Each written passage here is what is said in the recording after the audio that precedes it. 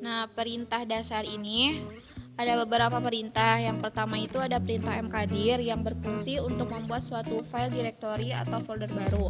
Nah, formatnya yaitu mkdir spasi nama folder yang akan dibuat. Nah, sebagai contoh kita akan membuat folder kuliah yaitu mkdir spasi kuliah lalu enter. Setelah itu ls untuk mengecek. Nah, setelah dibuat, kita masuk dulu ke folder kuliahnya dengan cara cd spasi kuliah lalu enter, dan kita masuk ke perintah selanjutnya yaitu perintah touch. Pada perintah touch ini merupakan perintah untuk mengubah data waktu pada sebuah file, tetapi juga bisa digunakan untuk membuat file baru atau file kosong. Nah, formatnya touch lalu nama file. Nah, di sini kita akan membuat file mata kuliah. Format perintahnya yaitu touch nama kuliah mata kuliah .txt lalu enter, lalu ls melihat filenya. Nah, kemudian untuk perintah dasar yang selanjutnya yaitu cp. Perintah cp ini digunakan untuk menyalin atau mengcopy sebuah file. Nah, untuk bentuk penulisannya yaitu cp direktori asal spasi direktori tujuan. Nah, di sini kita akan mengcopy file mata kuliah.txt. Nah, seperti inilah sintaks untuk mengcopy file mata kuliah.txt dari direktori kuliah ke direktori dokumen.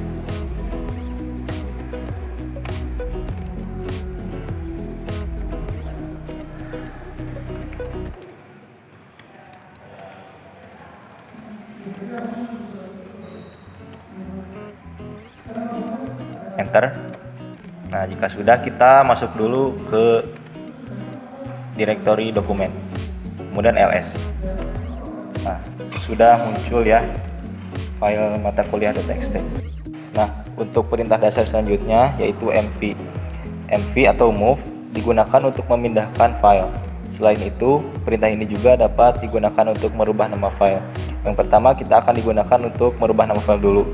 Bentuk penulisannya mv spasi nama file yang sebelumnya spasi untuk nama file barunya.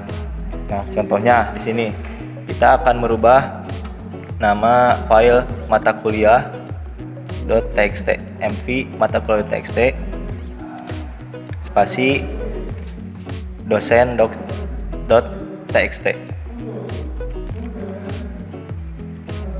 Enter.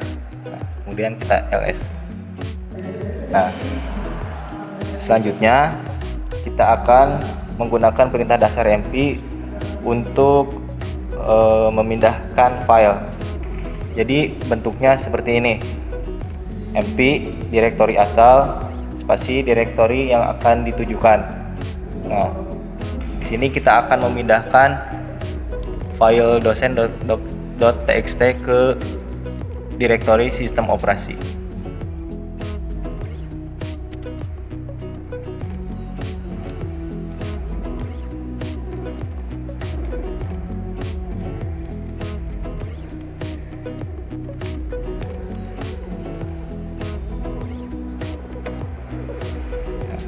Kemudian ls. Kemudian kita cd dulu ke folder sistem operasi. Kemudian kita ls. Nah, kemudian kita masuk ke perintah rm. Nah, untuk perintah rm sendiri ada beberapa macam. Yang pertama, kita perintah rm untuk menghapus file. Nah, jadi bentuk penulisan perintahnya yaitu rm spasi nama files. Nah, di sini kita akan menghapus file dosen.txt yang telah dibuat tadi. Kita masuk dulu ke direktori sistem operasi.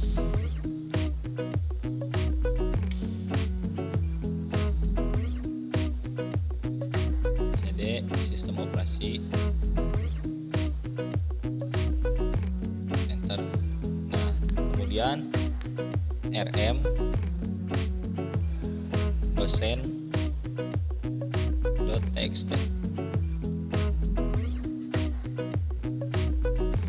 enter. Nah, kemudian kita ls. Nah, filenya sudah tidak ada. Perintah selanjutnya yaitu cat. Cat ini digunakan untuk menyisipkan suatu teks dan membuat file baru. Selain itu, perintah cat juga digunakan untuk menampilkan isi file. Nah, di sini kita akan menyisipkan teks pada file mata kuliah.txt. Kita ketik cat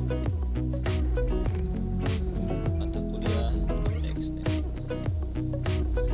Enter. Nah, misalkan kita menyisipkan teks ini adalah semester 4.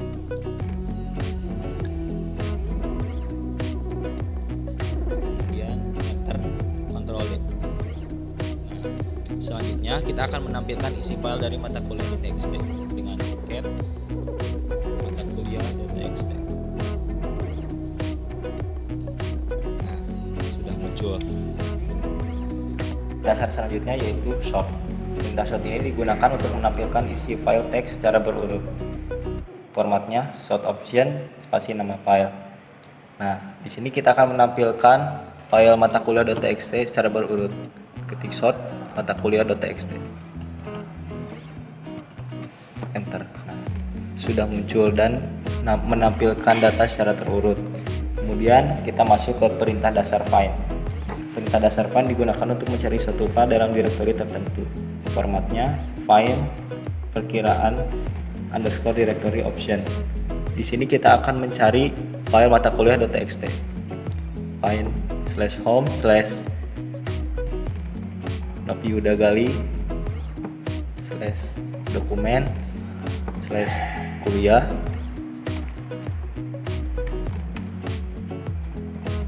min_name bintang.txt.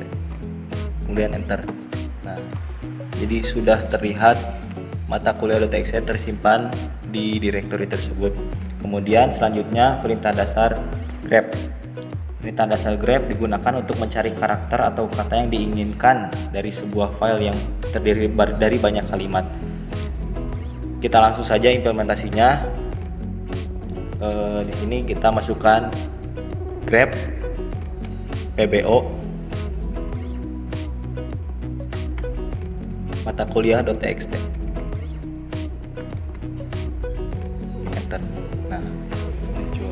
Jadi kita mencari kata PBO dalam kalimat yang sudah ada dalam mata kuliah.txt.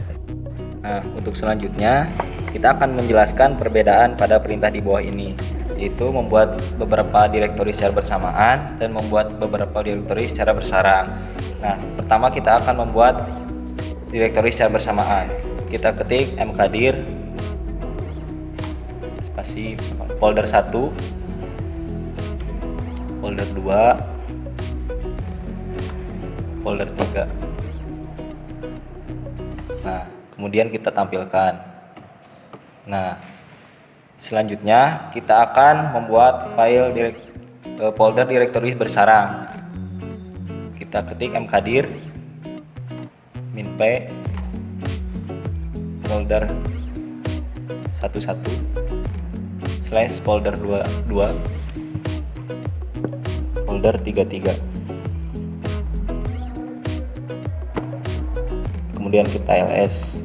Nah, di sini terlihat perbedaannya ya antara membuat direktori secara bersamaan dengan direktori bersarang. Jadi dalam membuat direktori bersamaan, jadi dalam perintahnya kita memasukkan mkdir folder 1, folder 2, folder 3. Jadi si filenya nanti akan tersimpan dalam file dokumen tiga-tiganya secara bersamaan. Kemudian untuk file direktori bersarang, folder ini merupakan folder yang berada dalam sebuah folder. Jadi tergantung kita menaruh folder pertama yang akan menjadi sarang bagi folder-folder yang